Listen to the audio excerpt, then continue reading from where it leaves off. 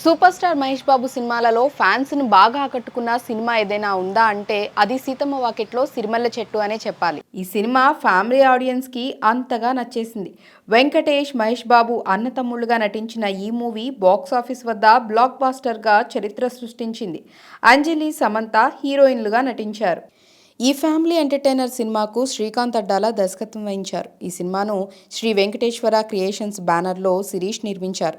2013లో సంక్రాంతి కానుకగా థియేటర్లలో విడుదలైన ఈ సినిమా సినీ ప్రియులను మెప్పించింది. తాజాగా ఈ చిత్రం రిలీజ్కు సిద్ధమైంది. ఇటీవల పలు సూపర్ హిట్ చిత్రాలను రిలీజ్ చేసే ట్రెండ్ టాలీవుడ్లో నడుస్తోంది. ఈ నేపథ్యంలోనే సీతమ్మ వాకిట్లో సిరిమల్లె చెట్టు మూవీని మరోసారి బిగ్ స్క్రీన్పై చూసే అవకాశం ఫ్యాన్స్కు దక్కనుంది. ఈ విషయాన్ని చిత్ర నిర్మాణ సంస్థ శ్రీ వెంకటేశ్వర క్రియేషన్స్ వెల్లడించింది.